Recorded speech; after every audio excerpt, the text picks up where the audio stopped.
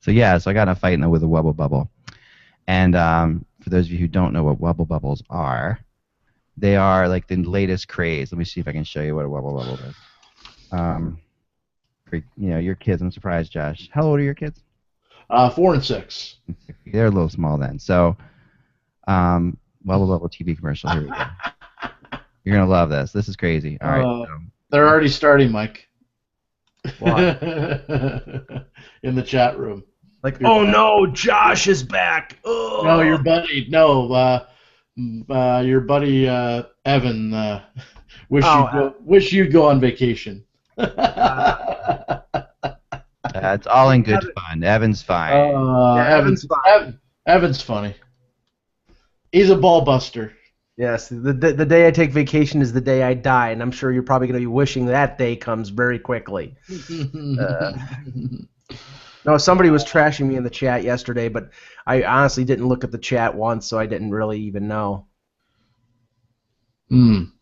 Plus, Eck is frozen here in a very strange... Whoa! Looks like he's going to take a bite out of his microphone. Yeah, he's probably trying to switch to something here, and it's frozen his screen, so he's probably going to... We'll have to wait a minute here. The ticket? What ticket?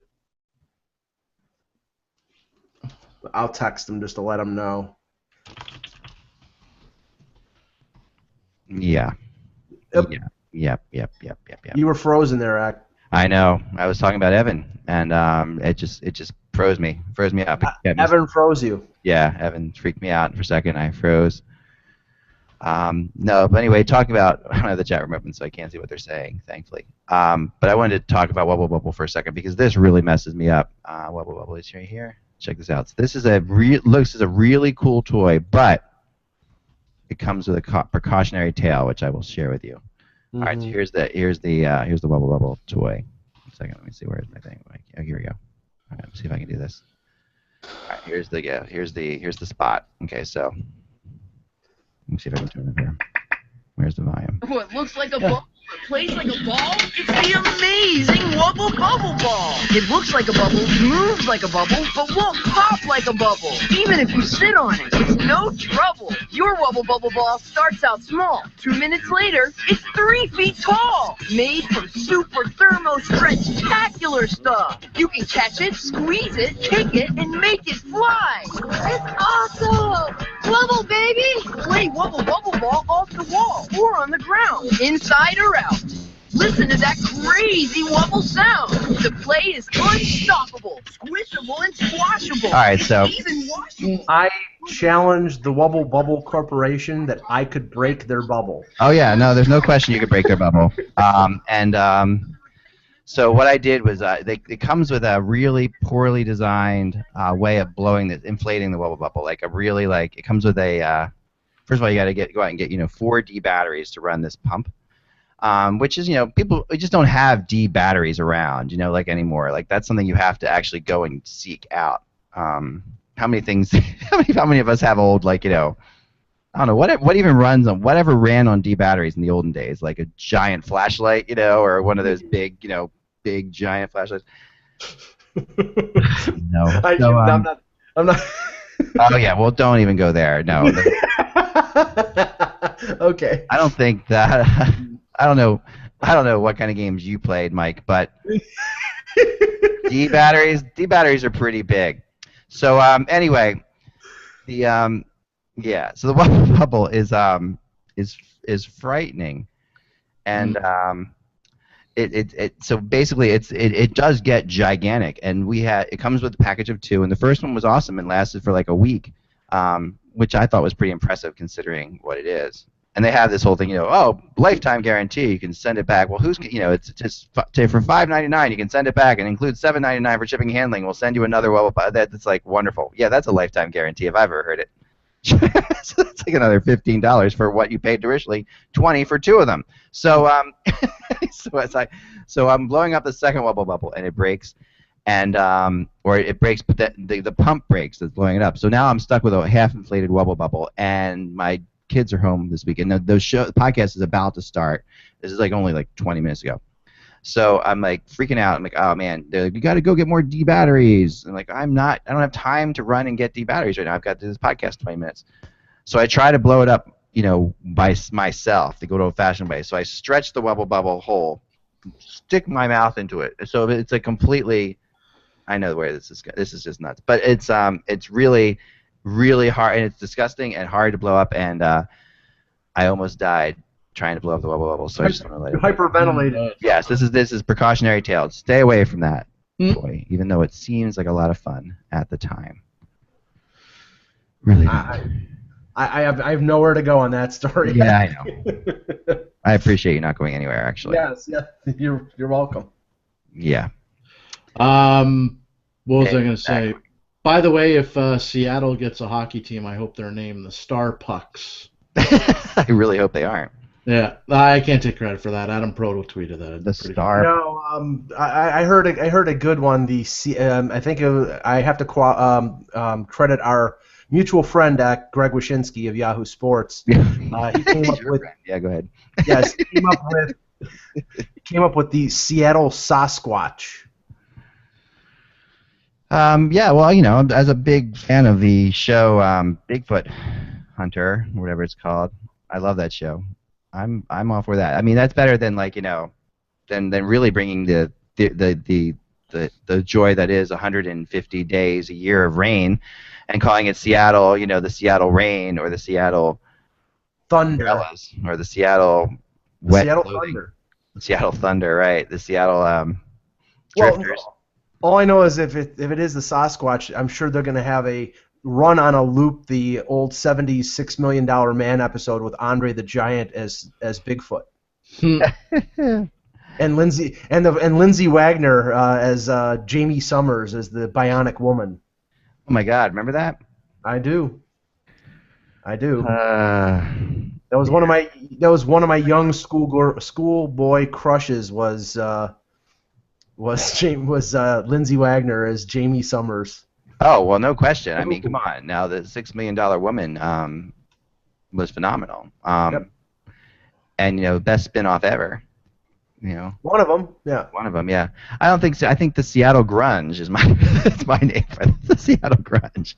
Only if Dave Grohl is part owner of the team. And they would wear like dark, nonsensical clothes that are from a thrift shop is their uniform, and would basically come on, a team wearing flannel uniforms. Drink coffee, and their cheer would be like this. They would be like. No, I agree. I agree with our buddy Ryan Garner in the chat, who says the Seattle Metropolitans. I believe that's the name that they had back in the early 20th century. And they're not in the Metropolitan Division. Mm-hmm. Well, that'd be awesome. Well, neither is most of the Metropolitan Division. The Seattle Grunge cheer is this. Have you ever been to a grunge concert? Yes, you're mimicking the Nirvana "Smells Like Teen Spirit" video. Ryan, if you're around, man, and you want to come on Google Plus anytime, come on the show. Seriously, we want to have you on. Somebody else in the chat said the Seattle Slew. Love it. As a fan of horse racing, absolutely. I was a big Seattle Slew guy. He was my horse when I was a kid. That's the one I wanted. That's the one I pulled for all the time. And Chris Berry in the chat says Linda Carter was better than Lindsay Wagner. I always wanted to question about that, Chris. I always wanted to see a fight between the Bionic Woman and Wonder Woman. That would have been, especially in Jello or in mud. Eck froze again.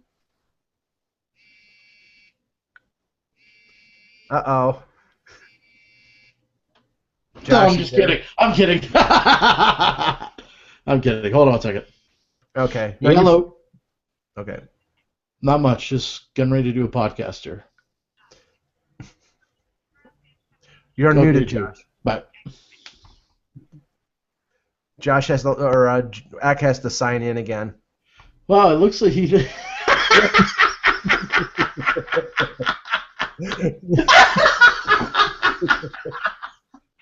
Oh, that face is hilarious. Oh, wow. My God. That's like the Mr. Rogers face. It's a beautiful day in the neighborhood. Yeah. We can make fun of him when he comes back. Okay. Ooh, He has a permanent smile. I wonder if I could do a screenshot here. Yeah, maybe. Let me see here. That. Oh, crap! That would have been great. No. You can take a screenshot of it when the webcast posts on YouTube. That'll be on there. Oh, that's true. Yeah, but I would have got it full screen and would have been better. Yeah. Well, no, it cut to full screen. Anyway, we'll just we'll wait till. Oh, that's hilarious. Let Man. me see if there's any questions in the chat here while we're waiting for Eck to get back here. Oh, speaking of Eck, he said, I'm restarting. Be right back. Okay, there you go. Cool. Well, I'm sure we're going to talk about the report from Howard Bloom of Sports. I think it's Sports Business Journal. Let me just check because I think you're right. Who reported about 1 a.m. I wasn't up. Sorry. That the NHL plans to expand by 4 teams in 2017, which would correspond to the 100th anniversary of the NHL. I know Eck has some feelings about this, and we'll wait until he gets back on. But all I can say is, and I wrote a little blurb on this on my column today. I'm a little skeptical about it being 4. I mean, I think 32 is a nice round number. I think that you're talking about a league that still has problem situations in Arizona, even though I think the NHL has got their dander up about staying in Arizona. Florida is a little bit of a problem still. They don't know whether that area is going to support a team. He's back. There he is. Yeah. I had a good chuckle at your expense. I apologize, Eck. Yeah, this was the last. Here, I'm going to do an imitation of the last time you were the last thing that was on your computer. Yeah. Oh wow. That's terrible. It was just like. I thought you were pulling on your cardigan sweater, Mr. No, I thought you would instead of inhaling carbon dioxide from the wubble bubble, it was helium. Yeah, that would do it. I know. Gotta love the freezing poses, Hey, plus I picked up my Forecaster magazine. I have one coming tomorrow, so we'll talk about it tomorrow. I ordered it. Nice. Okay. We'll go into that tomorrow. I did order mine. Maybe they'll pay us some advertising bucks. Well, yeah. Yeah. Because I definitely want to talk about it, especially with who they picked to win the scoring title in the NHL. I was a little shocked, to say the least. Yeah, no, I heard about that. I haven't seen it yet, but I have heard about it. So Ryan in the chat room, sorry about that. I was texting to Ryan Garner, come on anytime you want, and also I hope that you caught my San Jose Sharks rant from Monday because that was definitely dedicated to you, Ryan. We've had so many discussions about the Sharks over the years, and I would love to get your impression on what has happened recently on the Sharks. So just throwing it out there. Ryan and I had done many an edition of Shark Buzz over the years.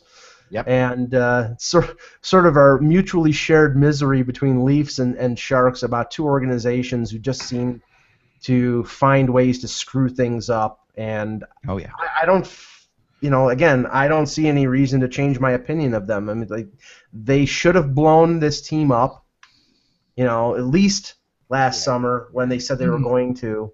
And well, we'll talk about that when he comes on the show. But let's get started. I will trust Ryan on this, but I actually think that there's way much more to talk about, and I think we have a lot of Sharks talk ahead of us. But okay. All right, it's living in Jamaica. Holy yeah, Ryan's in Jamaica. Ryan's getting married too. Awesome, way to go, man! That's awesome. Living in Jamaica, that's pretty crazy. And that's why Jamaica is trying to put a team in the Olympics because Ryan has got that thing going, right? That's what he's going to be the driver of the bobsled.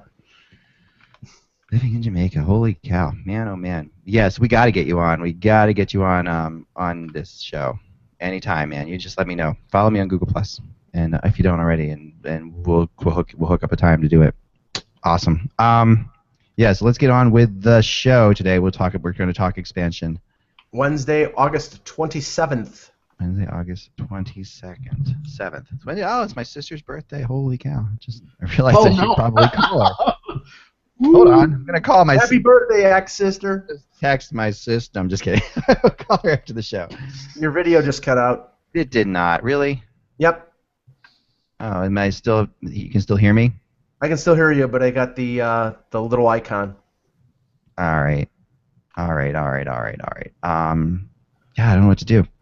Well, I can stretch for a second here, and if you want to fix it. Oh, there it goes. It's back. By the way, let me just disconnect some things here. Anything else that's using my Wi-Fi? Hold on, I'm gonna get rid of this thing in the back because they're using my Wi-Fi. Okay. Yes. This will show the. I went to a concert last night. It was there's a venue near Buffalo that has inexpensive concerts on Tuesday nights for like mostly older bands, doing reunion tours. Some of these concerts are pretty legendary, Mike. Some of them are good. I mean, Heart played there a couple weeks ago, and Heart and Ann and Nancy Wilson are still great, and I didn't get a chance to see them. Last week, Styx came to town, which without Dennis DeYoung. I think Larry Gowan is singing lead vocal now, and I didn't hear how good the show was, but Styx without Dennis DeYoung is not Styx to me. No. Yesterday was Michael McDonald. Michael McDonald and Toto. Toto. Yes. And nice.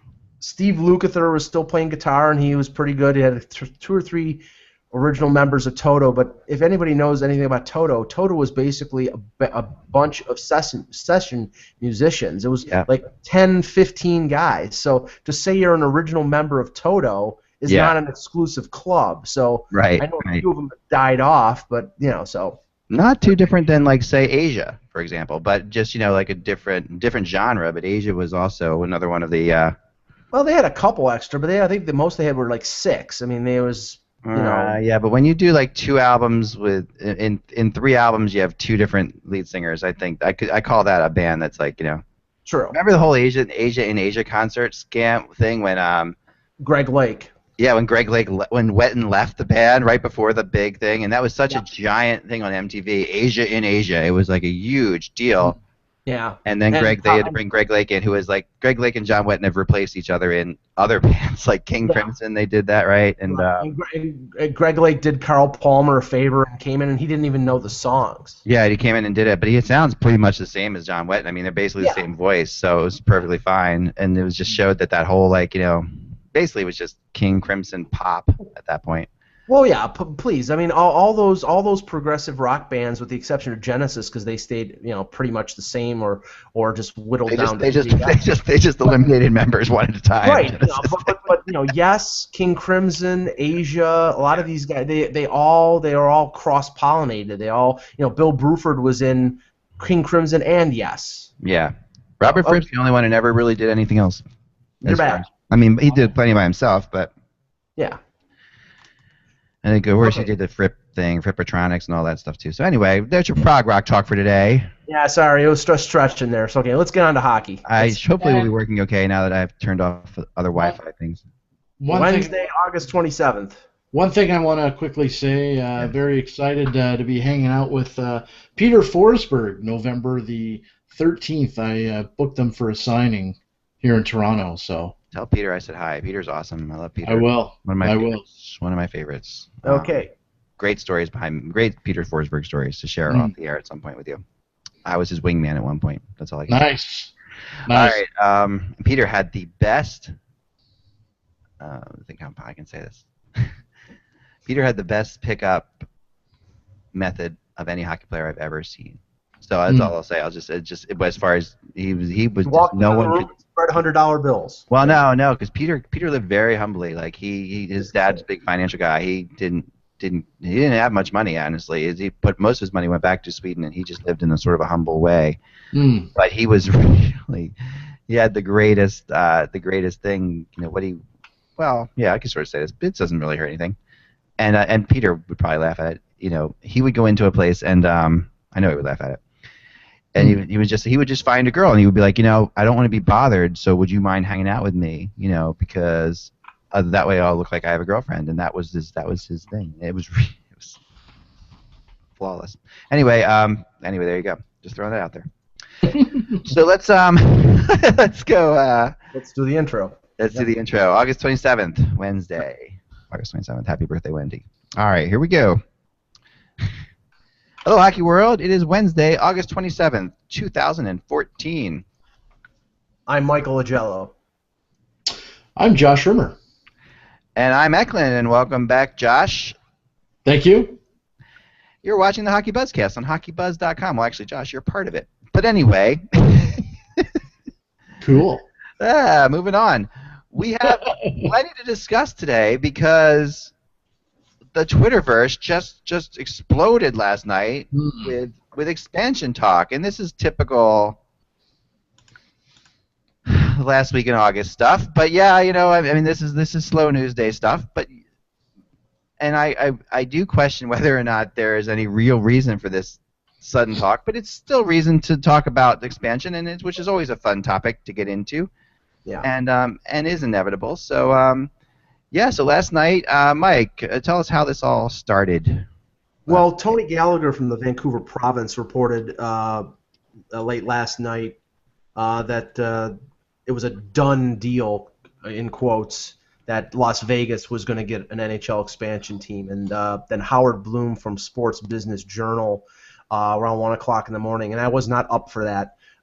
He tweeted out that it was going to be Las Vegas, Seattle, Quebec City, and Toronto for a potential 4-team expansion by 2017, which is the 100th anniversary of the NHL.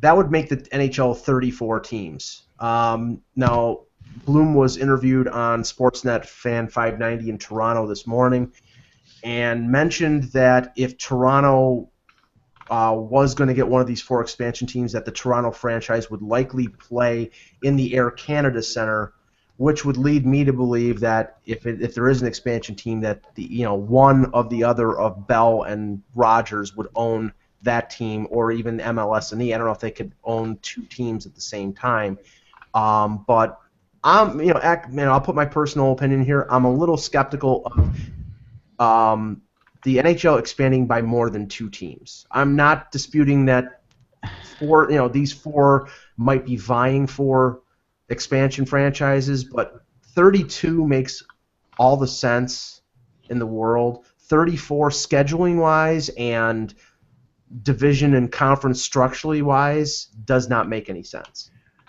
Yeah, I mean, I think that where I agree with some of what he said. I spent a lot of time today, and one of the things I like to kind of pride myself on, as far as my specialties go, are things like this, like the lockout, expansion, and I think some of my better sources are connected with these sorts of situations. So I feel like I've got a pretty good group of people. So I went to about 5 or 6 people today that I really trust, and just to see if there really was anything different. And first of all, they all kind of laughed and said, "There's nothing has changed in the last year." So this is not like a sudden thing that suddenly Las Vegas has this. This is not a big all of a sudden thing. The expansion to 32 teams is inevitable.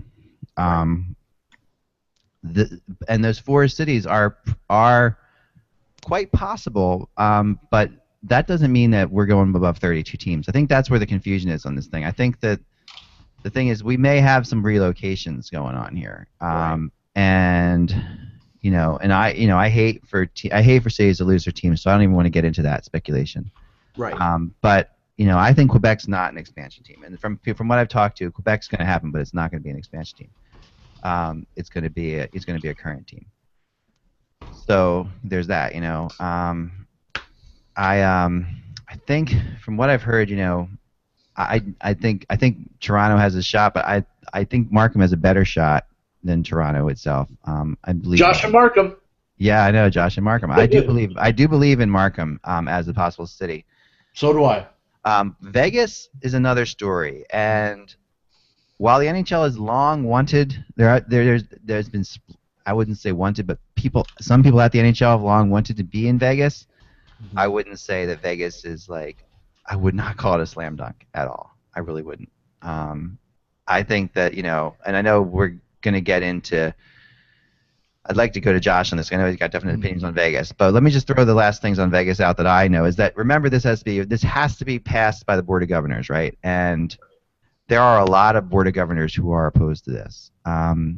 And there's a lot of complicated aspects to putting another team in the southwestern American desert. There just are. Phoenix has not been a slam dunk by any stretch of the imagination, right? And Vegas is in some ways not as good as Phoenix. I mean, it's a more of a transient city than Phoenix. People tend to not live there long. There are a lot of transplants for sure, and they would be able to sell tickets for sure. And there's plenty of corporate sponsors, and the casinos could give away tickets. But does that really create anything but like a made-for-TV team that doesn't really have a fan base? I mean, the IHL, Ramblers or Gamblers or whatever they're called, have struggled. It's not really. People like to rip on Nashville, but remember the Nashville Knights of the ECHL before the Predators were there. They were a pretty successful franchise. There were hockey people in Nashville, and that base is what actually creates, in my opinion, the future generations of hockey fans. I don't see that in Vegas. I'm not saying there aren't hockey fans in Vegas, because there are absolutely hockey fans in Vegas. I just don't know that the NHL, when you consider all the pluses and minuses, Vegas is far from a slam dunk. And the last thing I'll say about it is this. Whenever you hear a rumor start to go around about a team and about something very specific involving expansion or a new team, it generally means that was being discussed a few weeks ago or a few months ago, but has fallen apart. Because for a rumor to get out there, the NHL is so opposed to any rumors, any real specific rumors getting out there about these sort of things, that people who have been involved in these teams, if you remember Winnipeg, if you remember other like we just saw the Islanders kind of bought by somebody no one really was talking about at all. These things that are actually going on are so, ever since the Balsillie era, the NHL has been so wary of anything getting out. I don't buy into this Vegas thing at all right now. So Josh, your thoughts on Vegas? Okay, guys, here's the deal, and I'm hearing an echo. Las Vegas, I think, is a huge mistake. And my reasoning for this is I spoke with a couple of former NHL general managers last night. Both felt the same thing. One of them even pointed out to me that when the Las Vegas Thunder were in existence in the International Hockey League, which was I can't remember when they disbanded that team, probably when the IHL disbanded. It was over a decade ago. There's still people that were on in that league or on that team that are going through therapy for gambling. It's a huge mistake having a professional team in Las Vegas because, to be honest with you, I think if they did put a team there, the Vegas team would win a lot of games, probably make the playoffs every year, because you look at other teams going in there and they'll spend a lot of time in the casino. They won't worry about the task at hand, winning the hockey game. They're going to be hanging out at the casino. I know a lot of players that have had gambling issues over the years. I mean, we look at different situations that have come up. Even a current NHL player currently in the league, who now still plays, and he's up there in age, would go on airplanes with bags full of money, like hundreds of thousands of dollars, when he would go play teams that were close to Atlantic City, because he loved to gamble. I just think it's a huge mistake if the NHL puts a team there, because you're really you're taking a bad chance. I mean, honestly, even with me, I was just in Niagara Falls on this past Friday, and I like to gamble, but I don't go to the casino that often. It was actually my second time in a casino in 14 years. But you know what? I was winning, and I didn't want to leave. I wanted to be there all night, but I got myself out of there. Well, I I think the list of concerns that the NHL would have about putting a team in Vegas, that the gambling aspect of their players or the other team's players is way low down on the list of concerns. I think they see an opportunity where Las Vegas, it's virgin territory. There is no NFL team, no NBA team, no Major League Soccer team. They would have it all to themselves. It is a growing metropolis. Now the thing is, the sagging economy right now in the U.S. Has hurt Vegas, so that would be a factor. But you always have people coming into Vegas on cheap flights, going in there for weekends, and sales for tickets, like you said, comp tickets or sales. People, especially like during the winter months, you got Toronto fans flying to Florida and Tampa because tickets for a flight and a ticket to a Panthers or Lightning game is cheaper than sometimes a platinum seat at the Air Canada Center. So. Right. I think that the draw would be there, but I think that the negatives sort of outweigh the positives when it comes to a Las Vegas team in the NHL. I think that there are enough markets out there, and you listed it in your blog today. Yeah. Portland, there's ownership possibilities there. I think Paul Allen of Microsoft might be somebody who was interested in a Portland team. Houston has a long history of in professional hockey with the Arrows of the WHA. Yep. Toronto, Quebec City, a few other places. Kansas City has been long rumored. I don't know how realistic that is because the Scouts failed there in the 70s. So there's other avenues, other places that don't have as many potential problems as Vegas, which was why I think this is all smoke and not a lot of truth. Yeah, I mean, I don't disagree with Josh on the fact that hockey players and professional athletes in general have gambling issues. That I will agree with, and I think that when you say other teams would lose, I mean, remember there's a team that's living there all the time. I mean, those guys also would have to deal with it. So I don't know that it would. I don't know that it would be an advantage. I mean, I think that you got that team there too, Josh. Yes, I just want to point out since we are on the topic about expansion and what was in the report yesterday, there are now comments, quotes coming out. I don't know if you guys saw this, but Bill Daley has weighed in. We are in no different position today with respect to expansion than we were last time we answered the same question. He wrote in an email to the National Post. There has been interest expressed. We have and will listen to the interest, but we haven't defined a process, and certainly no decisions have been made. And then by outgoing MLSE CEO and President Tim Lewicki, the commissioner and I had other business this morning, so we talked for a while, and this came up. I asked him, did I miss a meeting? And he laughed and said, no. What can I tell you 100% as of this morning for sure? This isn't on the agenda right now. Mm-hmm. Yeah, and the key words there are right now. We're talking a few years from now. And this is the thing. It is on the agenda. This is the NHL. To say it's not on the agenda is wrong. Okay, because there's no question that this is the NHL looks in terms of 5-year, 10-year blocks. There's no question that this is something that they're thinking about and that they've considered. What Bill Daley said is surprisingly like what I wrote, which makes you wonder. But there is nothing different between now and yesterday. Go ahead, Josh. There's also, I'm guessing this is a reporter from Channel King 5, Chris Daniels, says 3 different people involved with the NHL expansion efforts in Vegas and Seattle tell me they were surprised by internet chatter, and as far as those people in Vegas and Seattle are concerned, there's nothing new, and the NHL reports are inaccurate. Boy, just like, what did I say? What else did I say?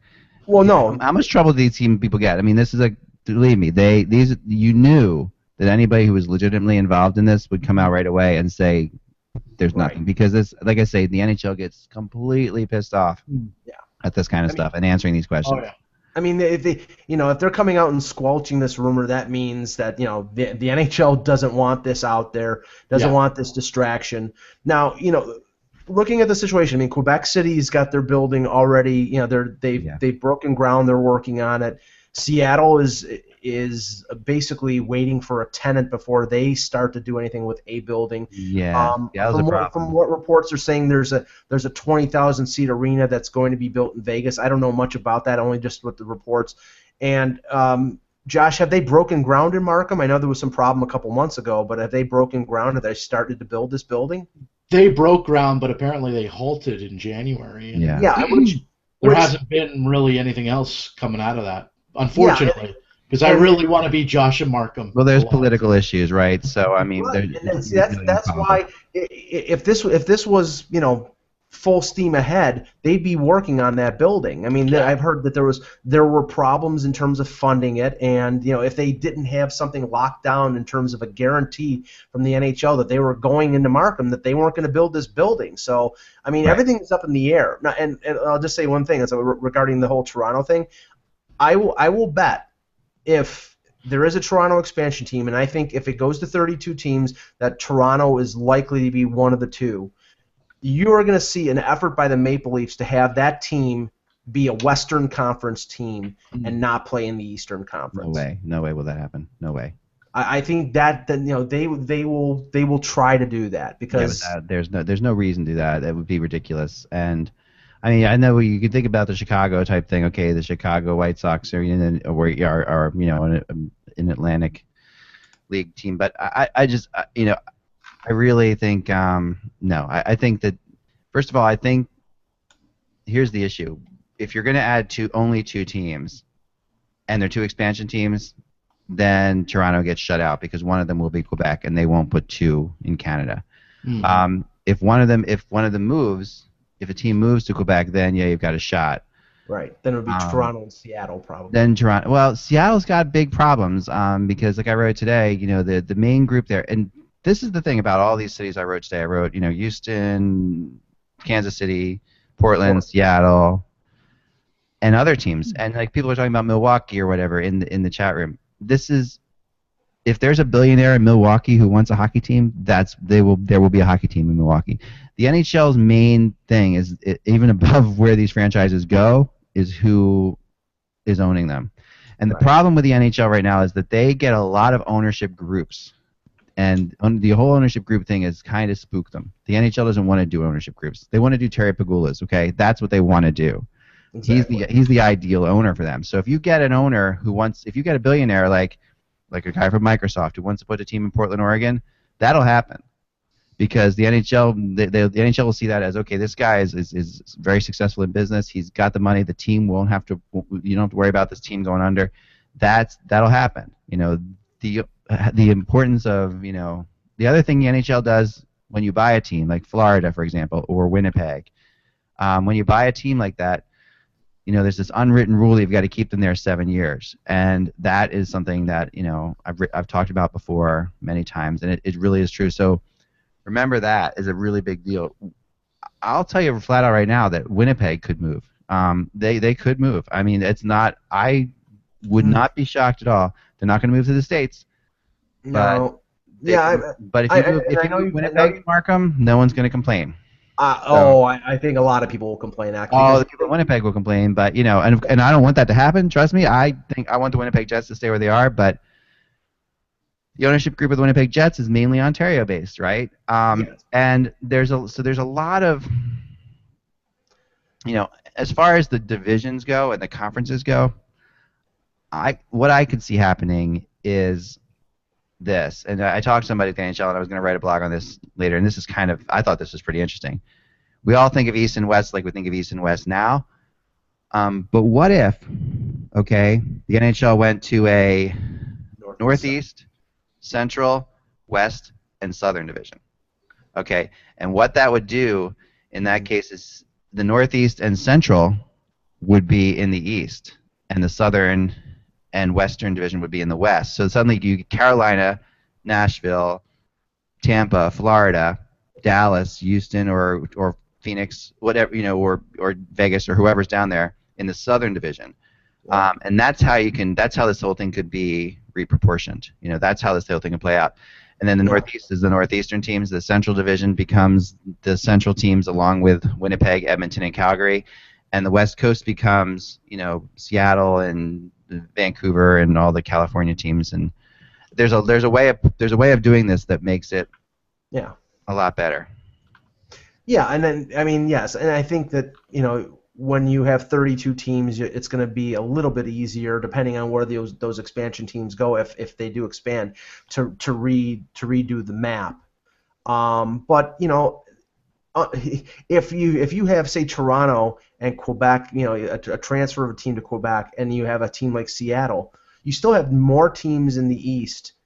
And if they don't go to a structure like you're saying, what they'll probably end up doing is, again, like have a team like Detroit, and it won't be Detroit this time because once they've moved east, they're not going to go back. Yeah. But that's why I'm saying if there's a Toronto expansion team that they may want, like you were saying, the White Sox and the Cubs, one in the National League, one in the American League. In Boston back in the day, the Boston Braves and the Boston Red Sox, one in the National League, one in the American League. The Philadelphia Phillies and the Philadelphia A's. It would be silly to do that, Mike. I mean, it would be silly to not have that rivalry. I mean, there's no. I mean, they're gonna play twice a year. No. They gotta play. They gotta be in the same division. The whole point of bringing back Quebec is the Quebec Montreal rivalry. This is like the whole idea of this would be you have to. I mean, if you put another team in Ontario, they've got to be in the same division as the Maple Leafs. Well, that might be the condition because the Leafs, and they will argue this. People will argue that this is not the case, but I am sure that MLSE and the Leafs have some say in whether an expansion team is going to go into Toronto. They could make it a condition. Oh no, they have a ton of say, no question. I mean, they're going to get a ton of money for this. They could make it a condition that we don't want, we want that team in the West, bringing in Edmonton and Calgary and all those other teams. And the Maple Leafs in the East, and we want like twice or three times a year these teams to meet. I mean, the dream scenario for people in Toronto would be to have a Toronto versus Toronto Stanley Cup final. You can't have that if Toronto one team's in the East and both teams are in the East. Yeah, so, I don't know. The NHL doesn't work that way. The NHL doesn't work like baseball in the fact that baseball, remember, came from a totally different history, right? They came from two very different, distinctive leagues, right? I mean, baseball had two leagues, and that's how you get away with the Mets and the Yankees being. I mean, these leagues didn't even play each other at all until 1903. Yeah. Right. So, and then till what, the 90s for interleague play? I mean, so you're talking about a very different kind of league. The NFL is the same way. It goes back to the AFL and NFL thing. So they have the Jets and the Giants are in different, but the NHL really thrives on rivalries, and it's about rivalries, and they would be insane to not put them in the same division. It would be insane. And I think that demand makes it less likely that team would that MLS and E, unless there's a breakup of the ownership and, like I said, Rogers takes one team and Bell takes the other. I think that lessens the chance of that team being in Toronto because I don't think that the Leafs want that kind of direct competition with their market.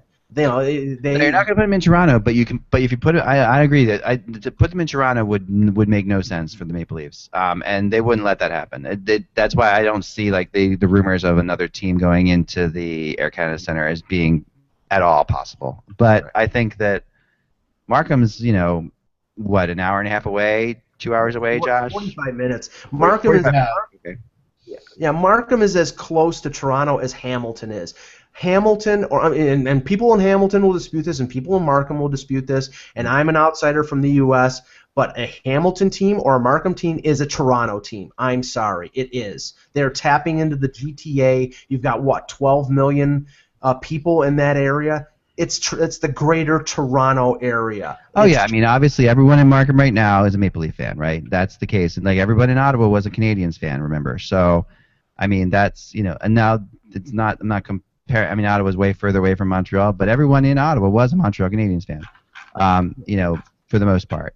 And the reason an NHL team would have never gone into Hamilton is because it probably would have killed the Buffalo Sabres because everybody was about the Sabres. It was definitely, and the same thing with even Waterloo, and putting a team in Waterloo, same issue, right? So, what Balsillie wanted to do was a disaster. But also remember, what Balsillie wanted to do is a whole lot different when Balsillie was willing to pay $200 million in relocation fees or whatever was the final number when they were talking in the courts there, right? Yeah. It's a whole lot different when someone's putting $2 billion on the table, and the Maple Leafs get $1 billion of that for this. The NHL gets the other $1 billion, and now suddenly it's not such a big deal that you're playing in Markham. I really think that's what's going to happen. I think it's going to come down to money. The reason this will happen, Eck, is because that money is the owners and the owners alone. In the new CBA, this is not hockey-related revenue. Right, it's not hockey-related revenue. So and that amount of money, $1 billion. Say there's $1 billion spread among 29 teams, and that's a ridiculous scenario I'm putting out there. But just say it's a $33 million a team. Yeah, that's a ton of money, and I mean, it really is. It's a ton of money for teams like Nashville and teams like that who are paying out. Now suddenly they've got their Shea Weber paid for, or what have you. This is it's completely different. There's no question that Buffalo would. Someone says that the Flames are saying Buffalo would block Markham. They wouldn't be able to. No, they're not within 90. Not within 90 miles. And they also you got to remember that there are 2 teams, or maybe 3 teams in the NHL that are actually more powerful than the NHL itself. One is Toronto, one is Montreal, and perhaps the Rangers are in that group. Okay, but there's no question that Toronto and Montreal are above the rules of the NHL. Like they basically have that big of a say, so that it could be something like a $2 billion price tag, and someone would pay $2 billion to put a team in Markham. And that's the crazy thing about it, because there is that kind of money, and when you look at money like that, you're like, wow, this will get done. It'll get done, and I just don't see it. And that's why Balsillie's thing. That's why the NHL was so adamant and fought so hard against Balsillie moving them, because of the money that they knew they could get. Yeah. In this scenario, and the owners, the owners knew that. It had way more to do with that. Like if Balsillie hadn't been so clear and so upfront about his plans on what he was doing and where he was moving the team and all that stuff, it would have gone a whole lot differently. Yeah, he was too honest. He was too egotistical, honestly. Yeah, I mean, because he wanted his friends who live in Toronto to be like, okay, this is that's honestly what it came down to. His ego got in the way, and when you haven't bought the team and you're selling season tickets, right? Or then the whole make it 7 crap and all that stuff. I mean, all that stuff was like, it's like the worst way to deal with the NHL. Like whenever you work with somebody, like I work with the NHL, right? We on a regular basis, and whenever you work with somebody, and you've done this, Josh, too, because you've had to deal with booking people from the NHL and Bettman and all these different people too, and so have you, Mike. It's like you get a feel for what a company's like, and you get a feel for what the NHL's like, and the way Balsillie did it was so unbelievably the way it shouldn't have been done. Like in that particular company, he pulled every possible wrong string that he could. And it screwed him in the end, and it sucks because you know what? I think Jim Balsillie would have been and still would probably be a great owner in an NHL team.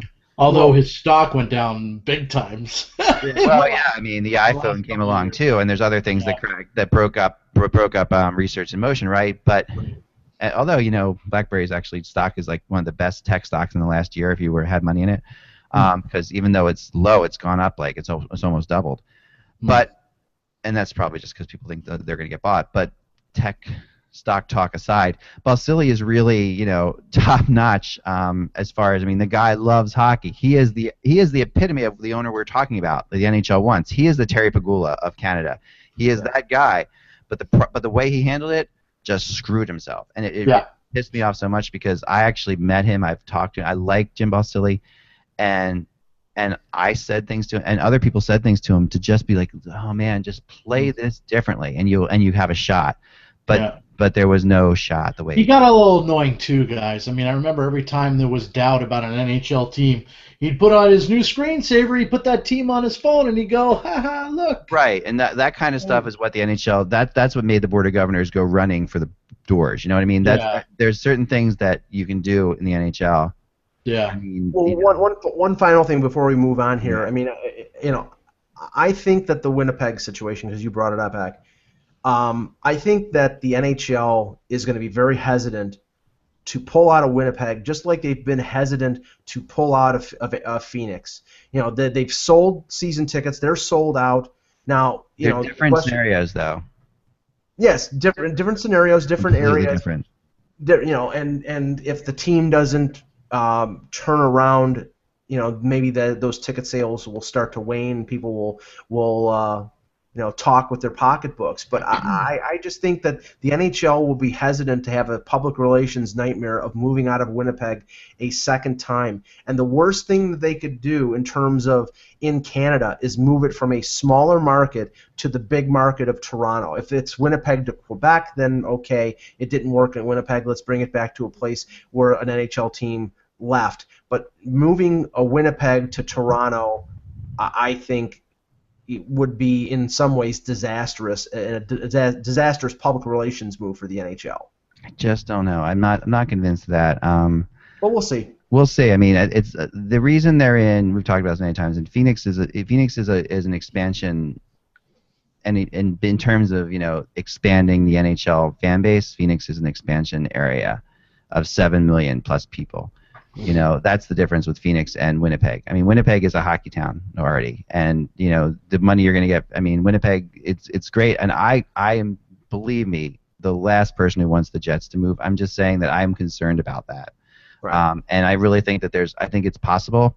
The Jets have been very open recently, in my opinion, Cheveldaev and others in their interviews, about how difficult it is to get people to go to Winnipeg, and that freaks me out a little bit. It's like, having been through that before, I just think that there seems to be a little bit of a setup going on, of like preparing people in some way, shape, or form. It's just a hunch. I don't know. I really hope I'm wrong. I don't want to see that. I don't think it has anything to do with Winnipeg, whether they do bad or good. I think the Jets are going to be a better team than people think this year. But I don't. I mean, they don't quite have it yet. I do want to bring up Kansas City though, because Kansas City is a really, I'm at Kansas City Scouts thing back there somewhere. But yeah, I mean, when I think of Kansas City, I can't help but think of Kansas City and Atlanta in the same breath, right? Because remember the Atlanta Flames, the Kansas City Scouts. I kind of always put them together in my head, right or wrong. And remember, things didn't go well in Kansas City at all for the NHL. It was better in Atlanta, way better in Atlanta at that point. But I can't help but think right now that Kansas City would be better than Atlanta just was at this point, because Kansas City, the area has grown immensely since the 70s. It's way more populated. It's got way more business, way more relocated Northeasterners. It also, remember that this is still, and then hockey's big in that area, and St. Louis is never hurt for attendance. There's a natural rivalry between Kansas City and St. Louis, and what people don't remember is when the Scouts were in Kansas City, and they expanded, I believe it was in '74 along with Washington, because it was Islanders in Atlanta in '72 and Kansas City and Washington in '74. The Kansas City Kings were in the NBA. They were sharing the Kemper Arena in Kansas City as part. And now Kansas City, they moved to Sacramento, and after the Kansas City Royals get eliminated, after baseball season's over with, all you have is the Chiefs on every Sunday and nothing else. So they would have that market pretty much to themselves. Most of the time. So it's viable, and there is an arena there, and I think the Anschutz Group owns the arena in Kansas City, which has always been, one of the reasons. And they full out own it too, which is why they can offer great deals up, which is rare. That usually, the parking, they own everything about it. I mean, they have complete, and they won an NHL team in the worst possible way, and there are some really good people out there. We should at some point get one of them on. I know a couple of them from Kansas City that are pushing hard for this, that believe that this is a big opportunity. I would love to see it. Seattle is sketchy to me. If I was to draw a graph of where I thought of expansion in Seattle, I would have said it was going up and up and up, and then over the last 6 months, it fell off a cliff for me. Because I talked to people in Seattle this time last year who were very, very confident about this, and I know people who left other franchises and worked on that, and were looking like they were going to get something together there. And then the main guy in Seattle that the NHL seems to be in love with, is bought up a lot of land. He's putting together a big, he's trying to build the stadium, but he's obsessed with getting an NBA team first, and that is a problem, because the NBA says they're not going back there for at least 5 more years. The NHL wants to expand before that, or at least have the plans right. I mean, because he's not going to go for a team until he knows for sure that he can get one, that he can get an NBA team. So. And he thought he had the Sacramento Kings, and then that fell apart. Yeah, this time last year, it looked like that was going to happen, right? So when that was happening, that was part of the optimism of this whole thing. Now, what Seattle looks like is a team that's pretty close to Vancouver. It's a city that, without a great owner there, it becomes, it's the Buffalo to Toronto thing, out west. It's, Seattle fans now are Canucks fans, and that's what they are, and it's a tough spot. Portland, Oregon, on the other hand, and Ryan in the chat room could definitely agree with this, I'm sure. Portland, Oregon is in a very similar situation to where San Jose was when the Sharks went in there, which is it's a young, new, up-and-coming area with lots of tech stocks and companies there, and it's booming, and it's got a really young culture, and it's far away from Vancouver. I mean, remember, the West Coast has big gaping spaces between these cities. It's a giant area out there compared to the Northeast. Yeah, and they have the Trailblazers, but there's a building there. I'm sure it's probably NHL capable, or at least adaptable to upgrade for an NHL team. So, and if Paul Allen, who's got money to burn, if he's interested, and I've heard rumors. I mean, one of the things is the whole Vegas thing has been because Jerry Bruckheimer is interested, and he's got multi-millions. Yeah. He could have, but if Paul Allen in Portland is interested in an NHL team, then it could get done. Yeah, I mean that's the real deal, right? And that's what I think. And some people, the last thing I'll say about this is that in the chat room, Ron Bell Sr. says, if they keep expanding the league, at what point do we talk about a new league, say 6 teams of elite players, as the rest are watered down? No disrespect. He's talking about a Premier League type of scenario where you have lower divisions and upper divisions. I don't think that's not a North American model. That doesn't happen here. You're going to have. And also, listen, this is the thing, right, Mike? I don't buy this watering down the NHL because of the fact that the NHL, the youth hockey in America is growing at an incredibly rapid pace. Right. Youth hockey there's countries around the world, where Russia and Finland and Sweden. I think there's plenty of good players to put 2 more teams together in the NHL right now. I honestly think if it's just 2 or even if it's 4. And expansion teams in the next few years, the league that will suffer the most will not be the diluted NHL. It'll be the KHL and the Swiss League, because you'll have a bunch of people in trouble, right? The KHL's in big trouble right now, and that when the KHL goes under, you're going to end up with a whole another group of players. I mean, there's plenty to put in 2 teams at least, if not 4. I agree with you, Mike. It's there. Ryan Gardner responded to my Portland thing saying, absolutely, plenty of young people looking for something different in Portland, Oregon. Look at how the MLS team draws there. And that's absolutely true. I mean, it's like, and that's Major League Soccer. Portland is perfect for hockey. It's just like San Jose was. It's a young fan base with money, and San Jose has been a success. I mean, as far as drawing tickets goes, I mean, they've never had a problem. Really one of the biggest successes that we've seen, right? I mean, despite what you just said, Mike, in the chat room. But yeah, besides that. So yeah, we already have that issue in California and Oregon and Colorado, which is definitely a problem. So I mean, I think there's plenty of NHL players. I think expansion is fine. This is the one thing I would like to end with, sort of on this, is going back to my concept of, okay, the divisions, how's that going to play out? I would like to see the Red Wings back in the Central Division, okay, but the Central Division is part of the Eastern Conference. That the Central and the Northeast would be the Eastern Conference, and the South and the West would be the Western Conference. And to me, that would be that would be good for hockey. That would put the entire original 6 in the East. Right. That would put the entire original 6 in the East, and it would also it would really, I mean, right now, just think how cool it would be. I mean, because right now, with all we talk about how good the West is, how good the East is, versus the East right now. I mean, and that's also cyclical, and you can't base things on that. But I just think that the rivalries with Chicago, what we've seen with Chicago and Boston, Chicago and Philly, we've seen a lot of good rivalries with Chicago in the East because of all the recent, Stanley Cup years. That would be more interesting to me. I mean, and then you'd still get Toronto and Detroit playing 4 times a year, but you wouldn't have to have them in the same division. I think that would work really well. It's tough to say. The one thing I don't want to do is move Columbus back to the West because I think that that's a really great scenario right now. I think Columbus is in the perfect spot. They fit that division so well. They always should have been there. They feel like a team that's just perfect for the mentality of the old Patrick division, the Columbus Blue Jackets. They're right for that division. So they should name them the Norris, Adams, Smythe, and Patrick. Absolutely, I'm with you 100% on that. By the way, my Stratomatic cards are coming in the next couple of days, and I think that'll be a fun little show to do as we go through and analyze Stratomatic cards.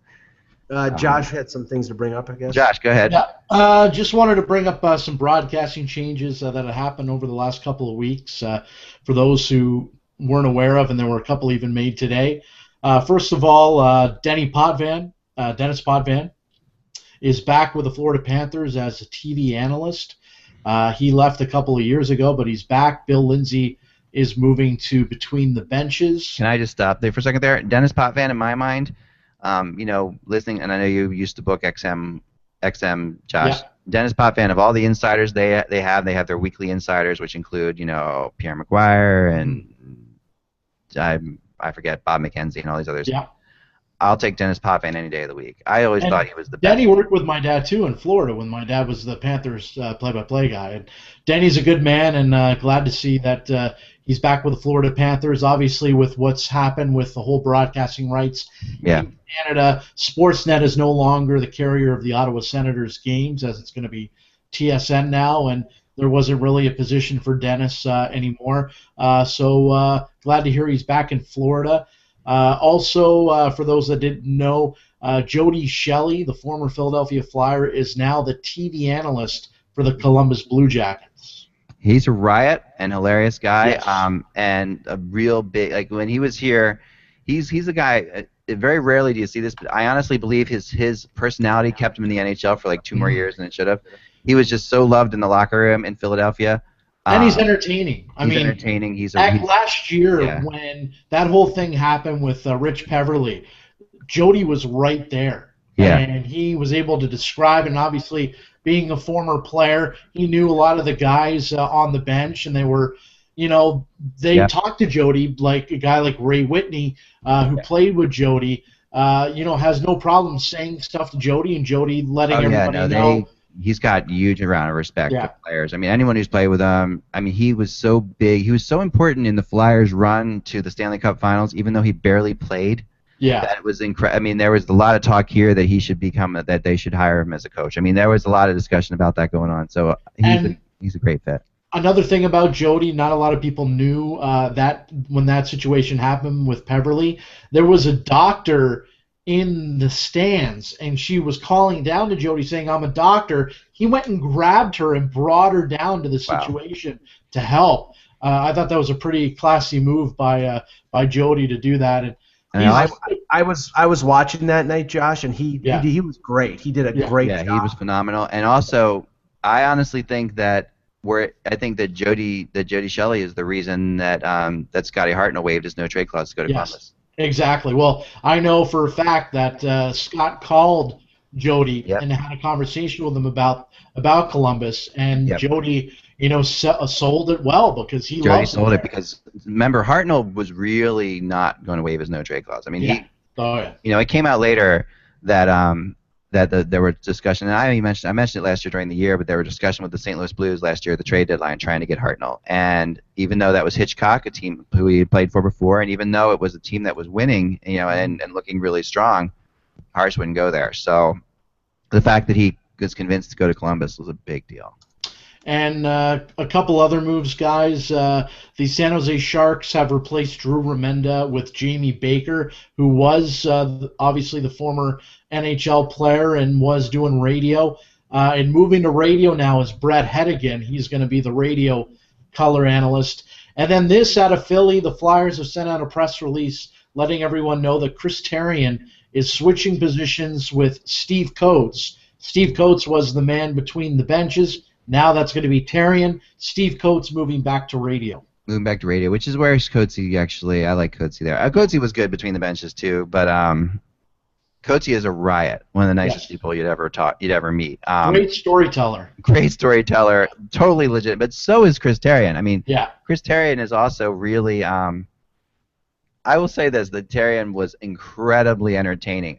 When you want to listen to on the radio, there were times when I would listen just for Therien because he's actually one of those people who just says exactly how it is. You know, he's just he'll flat out say, you know, I used to play against Jagr, because remember Therien is his claim to fame as a Flyer was that he was the Jagr guy. Like, he was on Jagr all the time, and he did really well at cutting down Jagr when Jagr was killing it with the Penguins. And you know, Therien had, you know, he made an All-Star team one point. He laughs about that. He's like, how'd that ever happen? You know, he's just the funniest guy. He's ridiculous. When a player makes a move out there, he'll jokingly say, yeah, that looked like me, maybe in my dreams at one point. You know, he's just. We could get Therien on the show at some point too, because he's yeah, that'd be good. He's a good friend, and Bundy, as we call him. I know that the move of Remenda out of San Jose was not very popular with the San Jose fan base. He was well liked there, and not anything against Jamie Baker, but I mean, you know, there was really.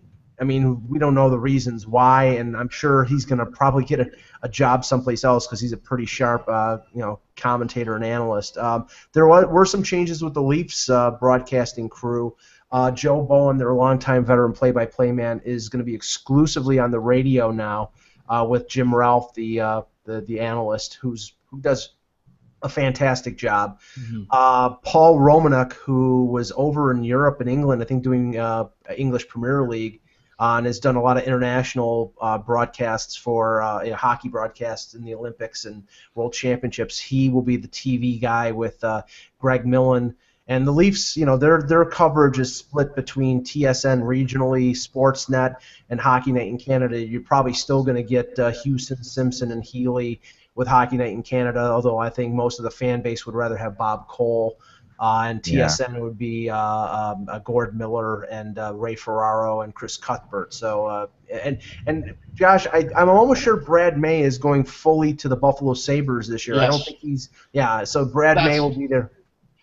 Speaking of the Sabres, Mike, have you heard anything about what's going to happen with Jeanneret? I mean, obviously he's been fighting throat cancer, and he said he wanted to be back this year.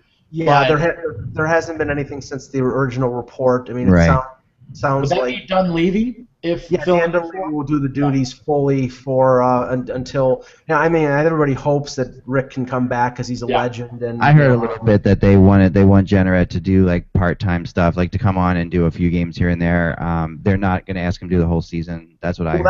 That was the plan originally. Originally they were, you know, this was before there was any kind of diagnosis. The plan was Dunleavy would be slowly phased in over the next 3 years, taking it over fully. But now, you know, with this diagnosis, we don't know. You know, because it's throat cancer and he's an announcer, so obviously it could, you know, be detrimental to his continuing his career. So I know that all Buffalo fans, the idea of not being able to hear Rick Jeanneret again it would be a terrible thing. I mean, he's somebody I grew up with, and even though I'm not a Sabres fan, always respected Rick Jeanneret as a play-by-play guy, and I hope that he comes back. But I think Dunleavy will probably take over the job almost completely until there's a determination of whether Jeanneret can come back. And I know Brad May and Rob Ray are involved in the broadcasting as well. So for sure. And Jake in the chat room said that Carol Schramm on HockeyBuzz reported that the Canucks radio play-by-play broadcaster Rick Ball is leaving Team 1040 to become the Calgary Flames full-time television voice on Rogers.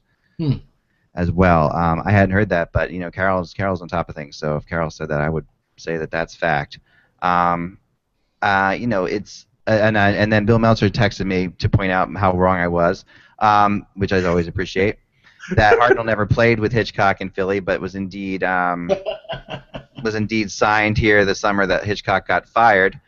But okay, so there you go. And I appreciate that, Bill. Bill's always on top of things. I will say this, Bill, that I do believe, I'm going to throw this out there, that Hartnell signed with the Flyers before Hitch was fired. I'm going to throw that out there. Just like, even though it was the same summer, I mean, just say that. I'm going to prove I'm right. That's all I can say. I might be wrong. I'm sure Bill will text me in a second telling me how wrong I am, because Hitch's firing was sort of a surprise, and it didn't come right away, if I'm right. It came because I remember driving around and being told Hitch was fired and having to go home and get dressed to go to a press conference. So I don't know. This is the funny thing. We talk about this all the time, and I'd said it with Pete Weber, and I'd say it with Jeff Rimmer too, your dad too, how important this is. And that's another thing, right, Pete? There's Nashville. There's been changes too in the box. Yeah, just when you said Pete Weber, it's now Stu Grimson, and I guess Terry Crisp is going to be doing part-time. Right. And Ken Hitchcock, by the way, was fired on October 24th, 2006. So remember that date. All right, and what day? Find out when Hartnell and Kimmo Timonen signed with the Flyers, because that happened the same day. And Okay. I broke that story. That's how I know. That was one of my E5s, man. I broke that. So yeah, I can tell you right now that was before. I'm looking up right now. I am too. All right, so let's think about this. Hitchcock was fired in October. He's fired early in the season. I mean, how many? Yeah, right, exactly. So wait a second, Bill. June 19th, 2007. Flyers free agent gems Hartnell and Timonen. I'm a year off. Okay, all right. Well, there you go. So how many times can the Flyers fire coaches in October? I mean, think about that. That's two major coaches they've lost in October. Ask Craig Berube that. Right. Yeah. Craig Ruby, who a friend of mine ran into yesterday, is in Starbucks in Ocean City, New Jersey. So they are down there. And I'll tell you, that's the Ocean City Bay is where you will find more Flyers than anywhere else this time of year. They love to fish that bay. Finally, last note, I have to give kudos and credit to Leafs coach Randy Carlyle, who completed the Ice Bucket Challenge. Right, from Bob Grabowski. This is a great story. Having the Zamboni at the MasterCard Center open up and blast him with cold water, and then Jake Gardner was at the control of that, and Nazem Kadri dumping ice water on top of him.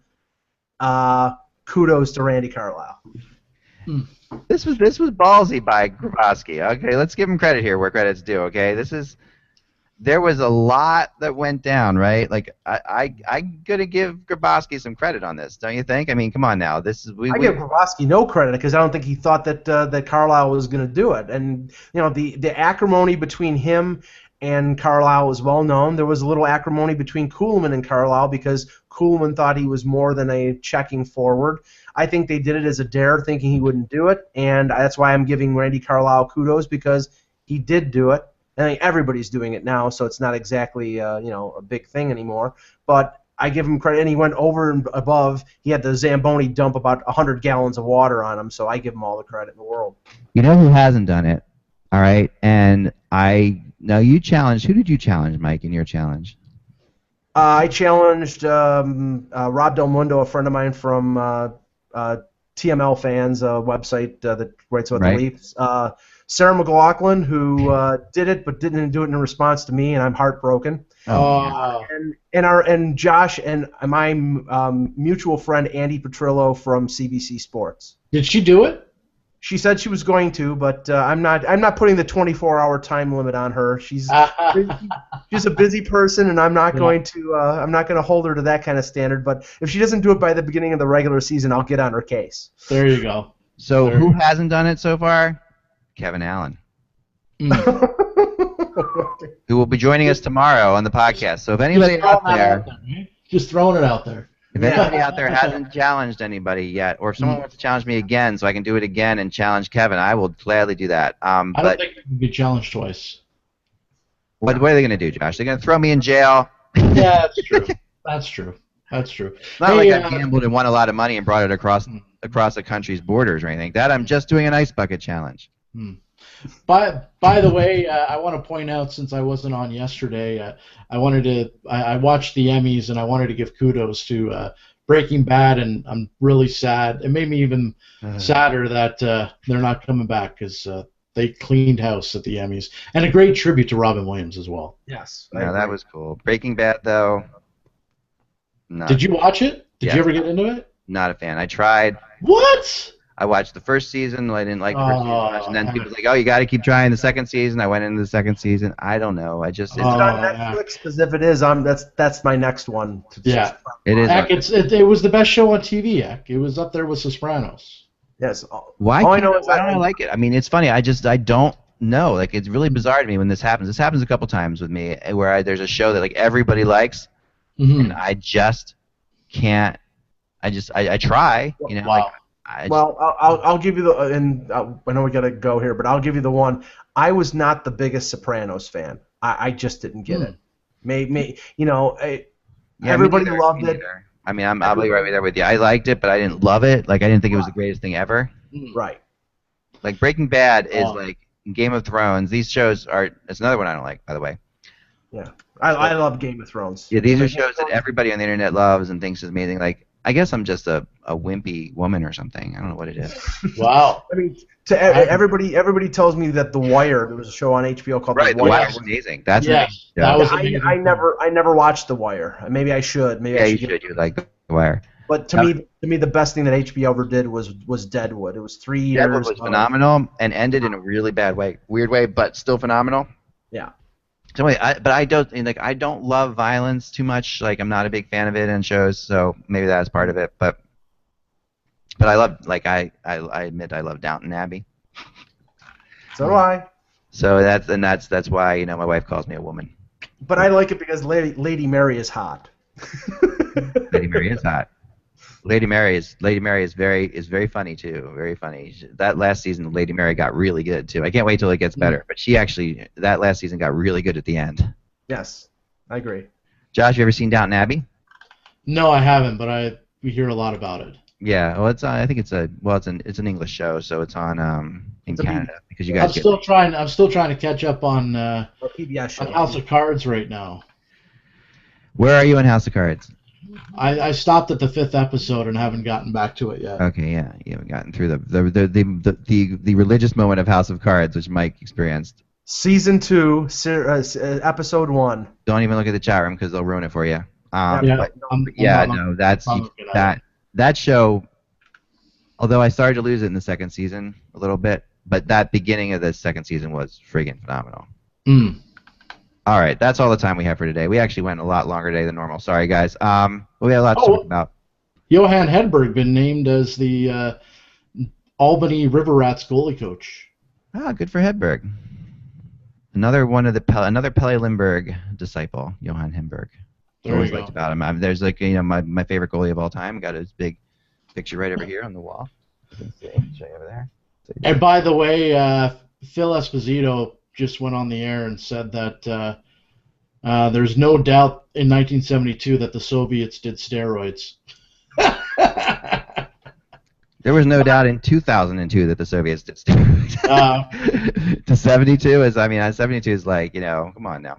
Another topic for another day. Far be it from me to rip on the Soviets because I like my family. All right. That is all the time we have for today. Tomorrow we'll be back with Kevin Allen, who rejoins us after his hiatus. We'll find out what he's been up to, and I know one thing he's been up to, which is writing something like he said, an 80-page preview for USA Today of all the seasons. So he's been knee deep in previews, so he'll have lots to talk about. At some point, we'll be joined by Ryan Garner in the future. Ryan, it's been great seeing you back in the chat room, enjoying your life in Jamaica. What was that?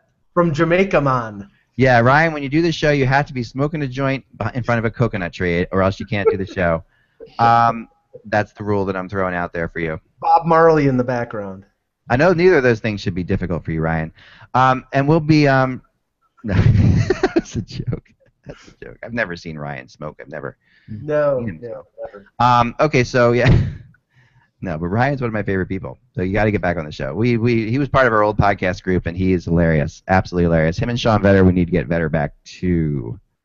Yep, we'll be doing Hockey Buzz live again this year with Ryan if we can figure out. Well, we'll try to do it on Google Hangouts. So, it should become part of this show, man. It should just merge into here because we should just take over that feed.